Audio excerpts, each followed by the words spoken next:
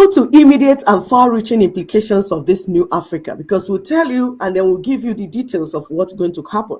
So in this new Africa that we're talking about, that we're talking about these emerging leaders, because the new and emerging leaders will mean new nations, new Africa. This new Africa will be completely decolonized and emancipated.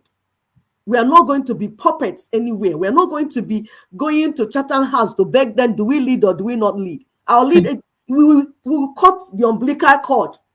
That umbilical cord tying us to the colonial monsters will be severed. That's when you know that you are free. That's when you know that it's independent. Just like you see in Niger, and they're cutting the umbilical colonial cord from France. And those ones are shouting and crying. If you don't cut that umbilical cord, you have not started. So the new Africa will be the Africa that will be able to unlock Africa's vast potential and harnessing its youthful population talents, creativity, innovation, leading to rapid and that sustainable development. That's what we're talking about. That's the type of Africa we're talking about, where younger individuals will be able to take on leadership roles. We are talking about Africa fostering economic growth and stability on the continent. That's the type of Africa we're talking about. The Africa, as Africa is blessed with abundant natural resources. Africa is blessed with thriving youth population and untapped markets, all of which are critical ingredients for economic advancement. We already have them already. The new Africa, in the new Africa, will be harnessing these resources effectively and efficiently in order to stimulate innovation, entrepreneurial, investment opportunities that will accelerate economic growth and create jobs for our people. We are able to do this. Anybody telling you that we are not able is a liar. We are talking about the new Africa. We are talking about the immediate and the far-reaching implications of this new Africa that we're talking about. This new Africa will foster inclusive and sustainable development. The new Africans, new African leaders, new nations in Africa that we're talking about, we bring fresh perspectives, innovative ideas, and a deep understanding of local content, which are essential for crafting policies and strategies that address the needs and aspirations of diverse communities. We're already diverse. We know that. But we have what it takes to live a good life, even as diverse as we are. Only that our fundamental issues need to be taken care of. The constitutional arrangement must be such that everyone will be included in decision-making and the management of the resources. People will manage their resources and have a say on how they live. That's what self-determinates. You will self-determinate. You will say how you want to live. Another person will not come and tell you how to live. So this new Africa will have inclusive development, which ensures that no one is left behind, creating opportunities for all citizens to participate in and benefit from their nation's economic progress. It's not the one that say oil is coming, we are bringing the money. Then few people are swallowing it into their stomach and you see them walking like elephants, ibwagam, ibwagam, ibwagam, while people are slimming down and being like rope. The rest of the citizens are so hungry, looking and dejected, while they are swallowing up, marrying 5 wives and having 50 children. Empowering emerging African leaders is very vital for enhancing Africa's integration into global economy.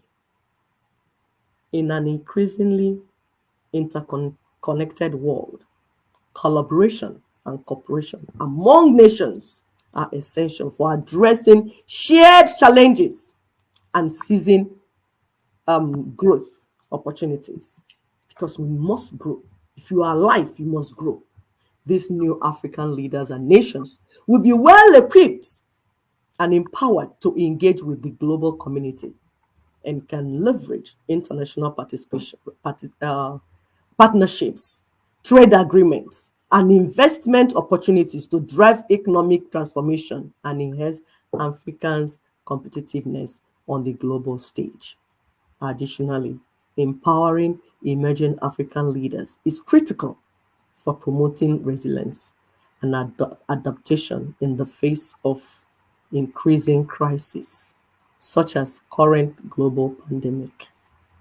Effective leadership is not just about navigating challenges, but also about mobilizing resources and implementing strategies that mitigate and impact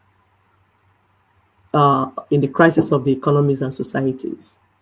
So it's not just that you manage to navigate through the challenges, but as the challenges come, you will know how to manage the challenges so that the impact will not be negative on the people, and rather you bring something positive out of it.